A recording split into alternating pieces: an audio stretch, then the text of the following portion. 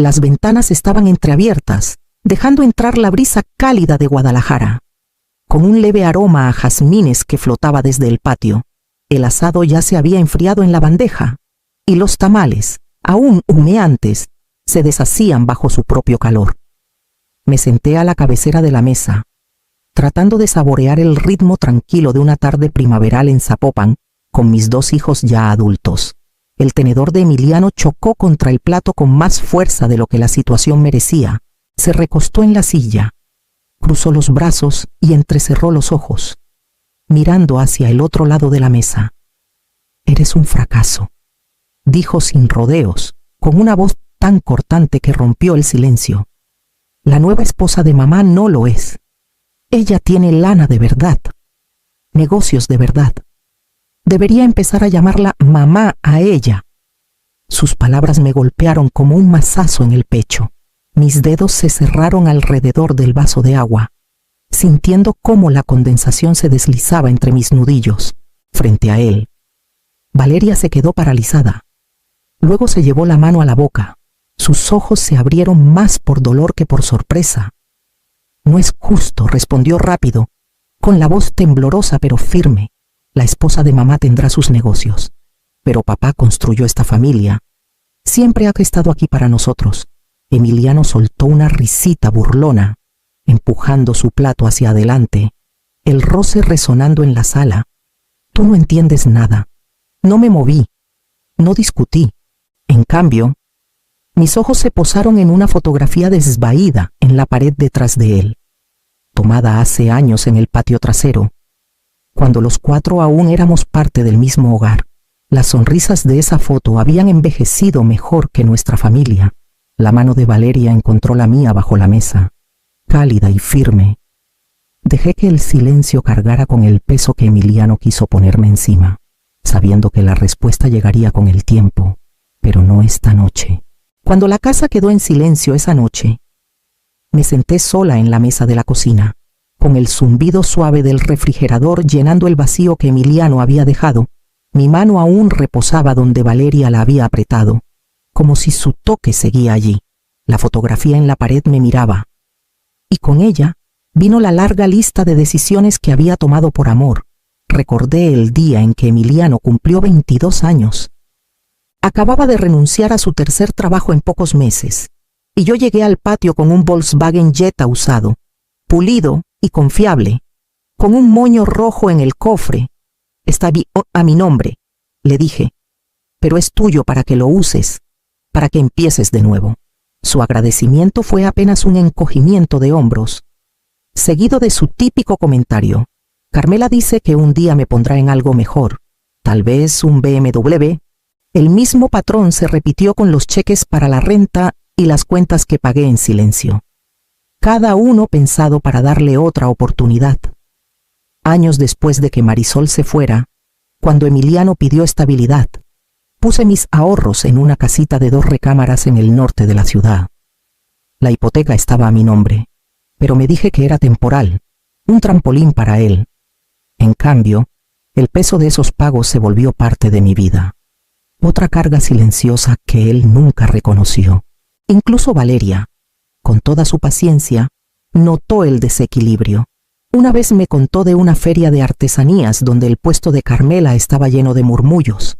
Escuchó a un vendedor quejarse de un cheque sin fondos, pero nadie la confrontó porque Carmela sonreía y paseaba entre la multitud como si nada pasara. Me recosté en la silla, con el reloj de la cocina marcando el tiempo. El insulto de Emiliano no solo fue cruel, fue la última entrada en un libro mayor que ya estaba desbordado.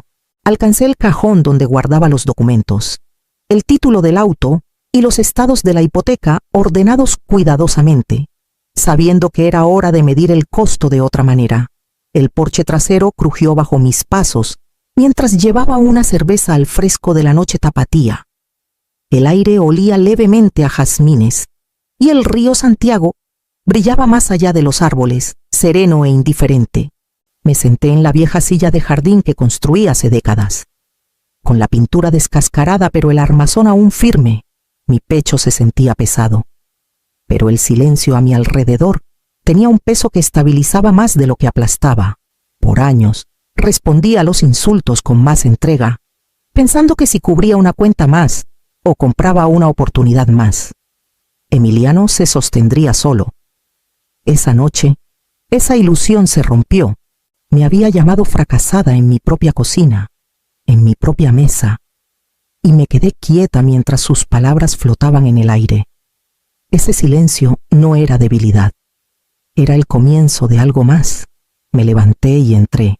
Del cajón del aparador saqué una carpeta manila, donde guardaba cada documento importante, el título del auto, los formularios de autopago de la hipoteca, los estados de cuenta con mi nombre en negritas.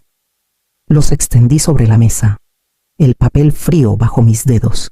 Cada página parecía menos una prueba de generosidad y más una evidencia de una cadena que yo misma había forjado.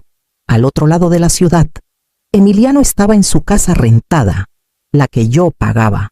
Tomó su celular, los pulgares flotando sobre la pantalla. Tal vez me pasé esta noche.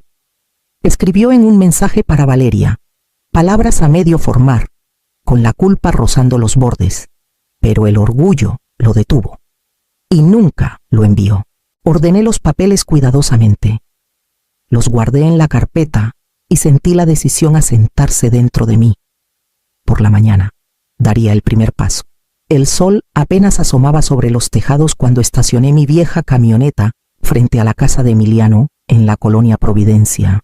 El rocío aún brillaba en el césped y el vecindario estaba en calma, salvo por el zumbido de una podadora a lo lejos. Llevaba la carpeta en el asiento del copiloto, con el título del auto en la parte superior. Subí al porche y toqué. Segundos después, la puerta se abrió y Emiliano estaba ahí, en pijama arrugada, con el cabello revuelto. «Mamá, ¿qué haces aquí tan temprano?», murmuró, frotándose los ojos. «Vine por el Jetta», dije con claridad. «Las llaves, por favor», parpadeó.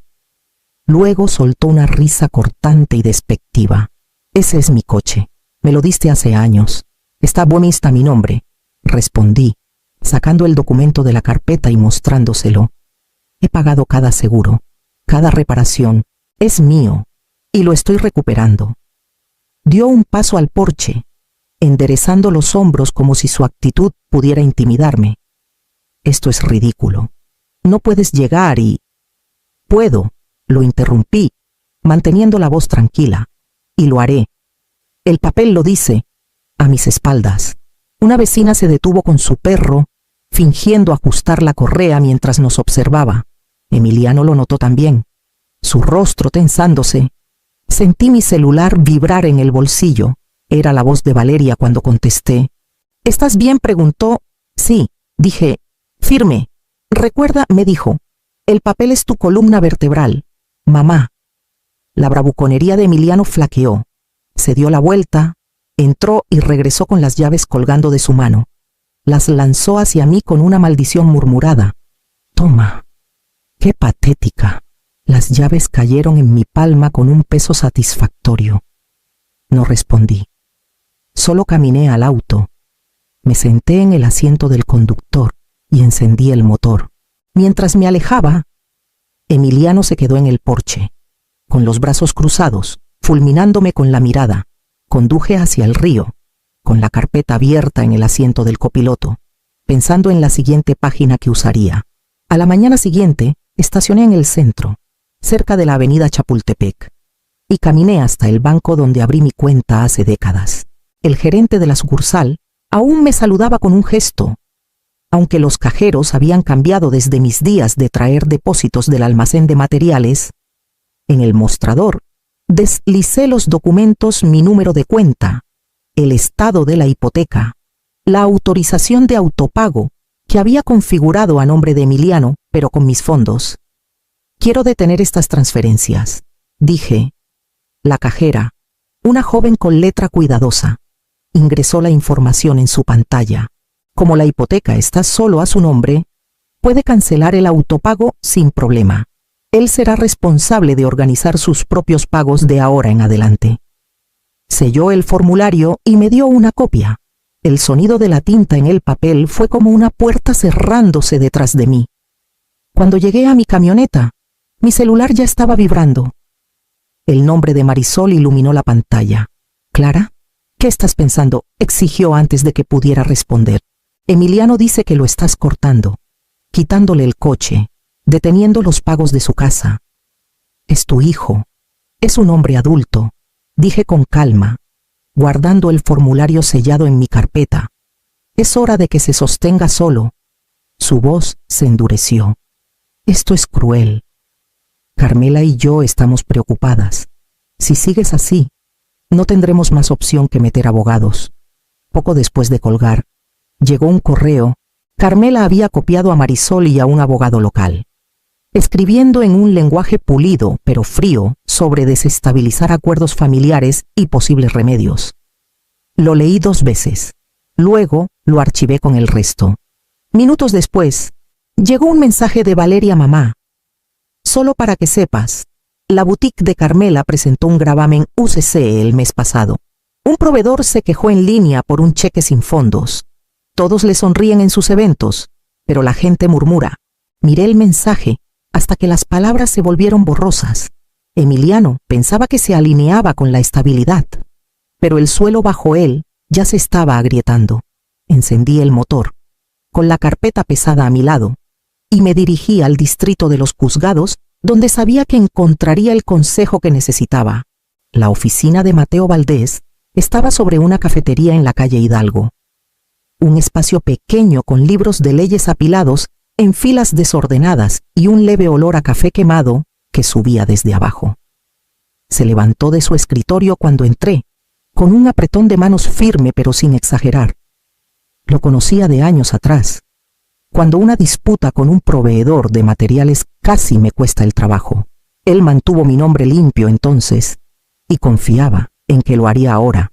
Puse la carpeta en su escritorio, los documentos ordenados cuidadosamente. Tomó su tiempo revisándolos: el título del auto, los estados de la hipoteca, los formularios del banco sellados del día anterior. «Has llevado un registro impecable», dijo finalmente, golpeando los papeles con su pluma. «Eso es bueno. Todo está a tu nombre. Eso te da mucho más poder del que ellos querrán admitir. Están amenazando con abogados», dije. Marisol llamó. Carmela envió un correo. «Dirán que lo estoy desestabilizando, que soy cruel». Mateo se recostó, ajustándose los lentes. «La crueldad no es un argumento legal. La propiedad y el título sí lo son. Si insisten, respondemos con una contrademanda, años de apoyo financiero con recibos. Eso muestra un patrón de dependencia, no de abandono. Que lo intenten». Redactó 2 cartas mientras estaba ahí. Una para responder al abogado de Carmela con una réplica medida pero firme, y otra como plantilla para un desalojo si Emiliano se negaba a cumplir sus obligaciones. El sonido de su teclado era constante, casi reconfortante. Cuando deslizó los borradores sobre el escritorio, sentí algo asentarse dentro de mí. Desde ahí manejé hacia el oeste, a una oficina de contadores que me habían recomendado, entre una florería y una librería de usados. La contadora, una mujer llamada Elena, revisó los registros comerciales de Carmela con ojos expertos. «Mira esto», dijo, rodeando una deducción. «Es arriesgado, demasiado arriesgado. El SAT pone atención a cosas así». Me explicó el canal anónimo de denuncias, cómo las pruebas de los registros públicos podían ser suficientes para desencadenar una revisión. No me dijo qué hacer, pero dejó la puerta bien abierta. Esa noche, en casa, mi celular se iluminó con el número de Emiliano. Su voz se quebró en el buzón, ya no tan segura. «Mamá, escucha. Carmela dice que puede ayudarme hasta que las cosas se estabilicen, pero tengo que firmar algo, un acuerdo de sociedad. Dice que es la única forma de estar seguro. No sé, solo llámame».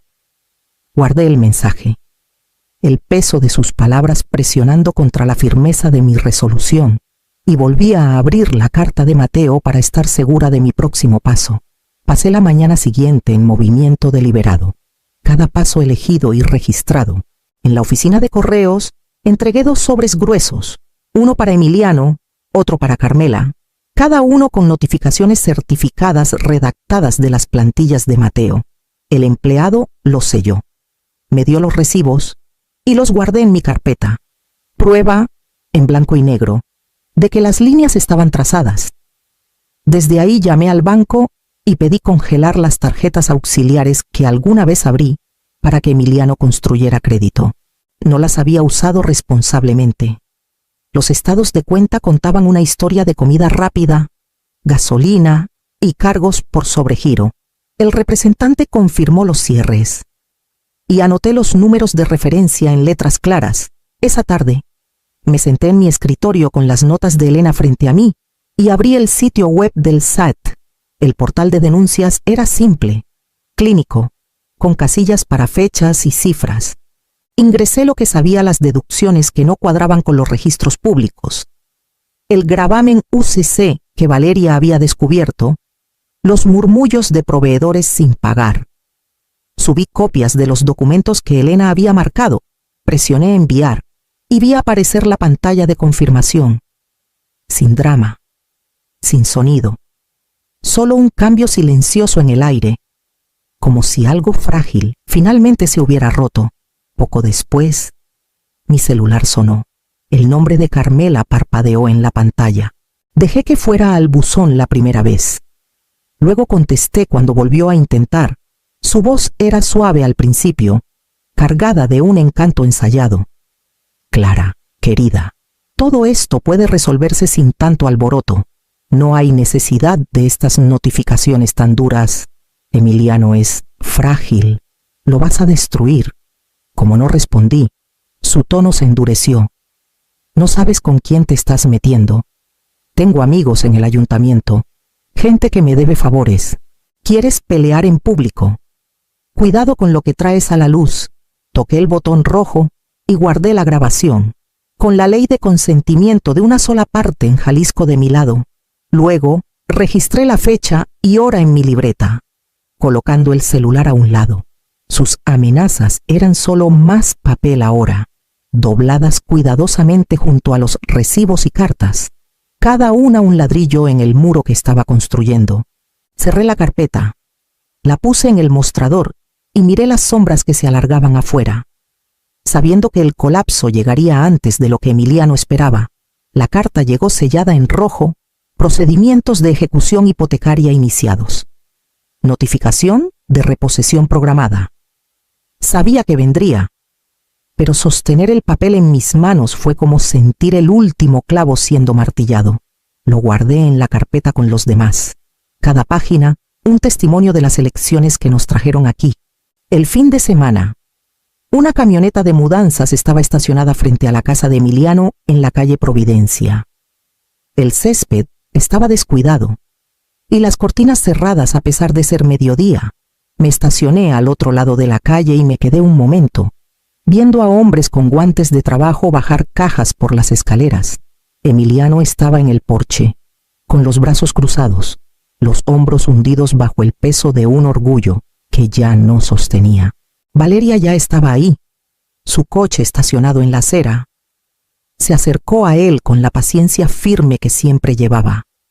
Sosteniendo una carpeta delgada, me quedé en mi camioneta, dejando que sus voces llegaran desde el otro lado de la calle. No te voy a dar dinero, le dijo con suavidad pero con firmeza. Eso se acabó. Pero imprimí anuncios de trabajo, turnos abiertos en el aserradero, ofertas del sindicato. Y aquí tienes el contacto de una casa de huéspedes que renta por semana. Emiliano negó con la cabeza, la mandíbula tensa, pero sus manos temblaban al tomar la carpeta. Carmela prometió que cubriría las cosas, murmuró. Dijo que invertiría, que me haría socio. Solo tenía que firmar. ¿Y dónde está ella? Ahora, preguntó Valeria. No respondió. En cambio, sacó su celular del bolsillo. Su pulgar flotó. Luego navegó por sus mensajes. Valeria se acercó. Y lo vi también un borrador, nunca enviado. Tal vez me pasé esa noche. La marca de tiempo era de la noche en que me llamó fracasada en mi propia mesa. Los hombres llevaron la última caja a la camioneta, cerrando la puerta con una finalidad que resonó en la calle. Emiliano miró su celular. Luego lo guardó. Con los hombros hundidos, Valeria puso una mano en su brazo, firme pero sin ceder.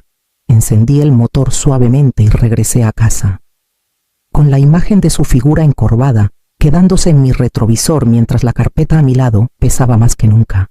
Era casi el atardecer cuando Emiliano apareció en mi puerta, con los hombros encorvados y una mochila colgada descuidadamente de un brazo. No entró con furia esta vez. Esperó en el escalón hasta que abrí, con los ojos fijos en la barandilla del porche, como si mirarme fuera demasiado pesado. «No tengo a dónde ir», dijo en voz baja. La rebeldía a la que me había acostumbrado se había ido, reemplazada por algo más pequeño, más frágil. Di un paso atrás y lo dejé entrar, pero no ofrecí consuelo. Valeria ya estaba en la mesa, con sus notas y carpetas extendidas frente a ella. Había accedido a sentarse con nosotros, no como mediadora, sino como testigo. Emiliano la miró. Luego se hundió en una silla sin protestar. «No estás aquí para otro rescate», le dije. «Si seguimos adelante, será con condiciones», asintió, con la garganta apretada. «¿Qué condiciones?» Deslicé una hoja sobre la mesa. «Encontrarás trabajo, cualquier trabajo, y mostrarás pruebas en 2 semanas. Pagarás tu propia renta, sin coche, sin tarjetas de crédito, sin más colchones. Empiezas desde el suelo que has ignorado todos estos años». Emiliano se frotó el rostro. Luego firmó al pie de la página. Su mano tembló, pero la tinta se secó igual. Valeria estiró la mano. Tomando la hoja, «Guardaré una copia», dijo. Para que no se olvide, por un largo momento, ninguno habló. Afuera, la última luz se filtraba entre las ramas, suavizando los contornos del día. Mi celular vibró en el mostrador. Un mensaje apareció: «Noticia urgente, boutique local, ligada a Grupo Sol bajo revisión previa auditoría. Contrato con proveedor retirado». El nombre de Carmela se deslizaba por el texto como una grieta en un cristal pulido. Puse el celular boca abajo en la mesa y miré a mi hijo, con la cabeza inclinada sobre el papel que acababa de firmar, y supe que la tormenta estaba cambiando.